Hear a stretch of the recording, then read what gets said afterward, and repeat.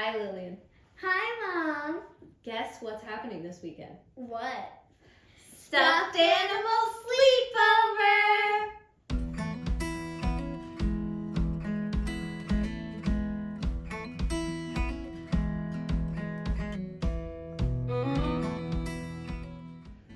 So last year, Lillian, for our friends, what did we do? We made cookies. Oh, that's right. We made cookies for everybody. They were so good. This year, we're going to do something a little bit different, though. Like what? A craft? A craft is a great idea. I was thinking we could try a weaving craft. Whoa. Yeah, you see weaving throughout the 18th century. Lots of textiles were woven, like my skirt and your apron. What other stuff was woven, Mom? Good question. We see something called a coverlet in the 18th century, which is a beautiful woven tapestry or kind of a blanket for your bed. And we also see handy dandy woven tape. Mom, that isn't tape. It's not even sticky. You're right, it's not sticky, but it is tape.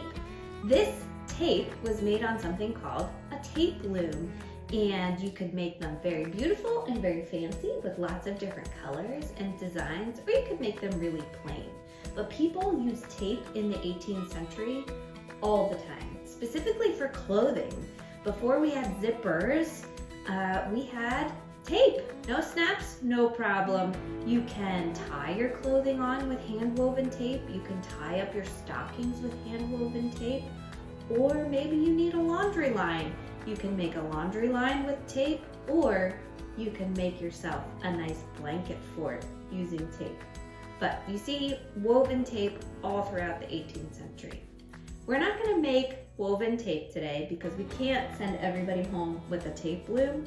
But we can do a little bit of a DIY at-home weaving project.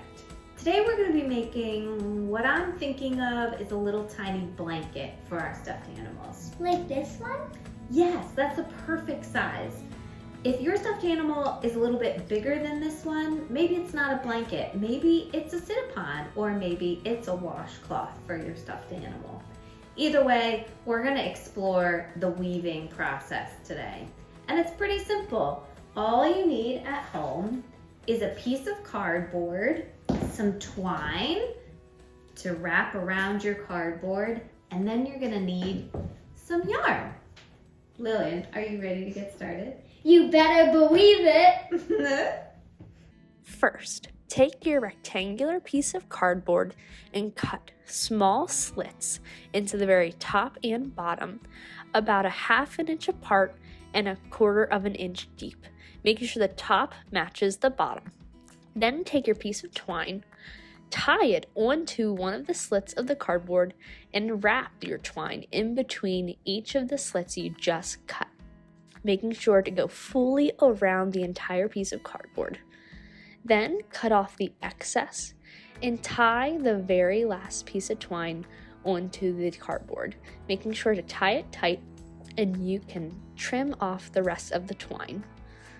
Then take your yarn and pull a bit and cut off a small portion of yarn, making sure to tie the piece of yarn onto a paper clip or a bobby pin.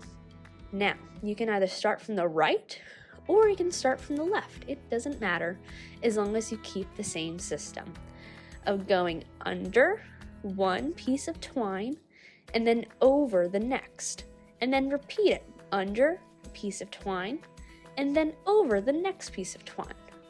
Under, over, or up and down. You keep the same pattern until you get to the very end. Then pull your yarn all the way through. Keep pulling and pulling until you reach the very end of your yarn, making sure to leave a small tail. Now, when we go back the other way, we want to do the very opposite. So what you just went under, you want to go over. And then vice versa. If you just went over, you want to go under. So just go the opposite way. Over, under, or down, up, making sure that you just went opposite of what you just done, and pull it all the way until you get to the very end of the yarn, making sure to pull it but not too tight. Then repeat this process up and down. Lily, you're doing such a nice job on this project. Thank you. Yeah. So weaving isn't terribly hard. The important thing to remember about weaving is that you need to follow the up and the down, the over and the under pattern. And you want to alternate them for each row. Sometimes it's helpful to say it out loud. Over, under, up, down, over, under, so that you don't lose your place, at least for the first couple of lines. You also want to make sure that you're not squeezing it too tight. If you really pull on your yarn really hard, you're going to end up with a scarf and not a blanket. You also want to make sure that as you go, you want to smush your layers and your lines of yarn down so that you have a nice tight-knit woven product. The other thing to know is that it's okay to get frustrated. Sometimes this just happens in crafting. You're gonna have moments where you tangle your yarn. That's totally normal. If your yarn gets tangled, do the best that you can to unknot it at home. And if you can't do it, see if a grown-up can help you. And if even that grown-up has trouble untangling that knot, it's okay. You can hide it in your project. The other thing to know is that you can cut your yarn. If it's really that tangled, you can cut your yarn and start new by tying two pieces together and hiding that knot. Or if you really want to get fancy and add more colors, you can tie a new color of yarn onto your old one and hide that knot as well. Once you're done all weaving, then you can tie the very edges or tails of your yarn to the twine. Then cut the back of the cardboard with the twine and pull your twine off of the piece of cardboard. Now, you can knot it two different ways. First is doing it like a shoelace and tying two pieces together. Then making a double knot. And this will be done on every two pieces, tying a knot on the very top and bottom. Or you can take the two pieces and wrap them together and tie the knot that way. Just making sure that there are knots at both the top and bottom of your pieces of twine. It doesn't matter which way, just pick the best that suits you.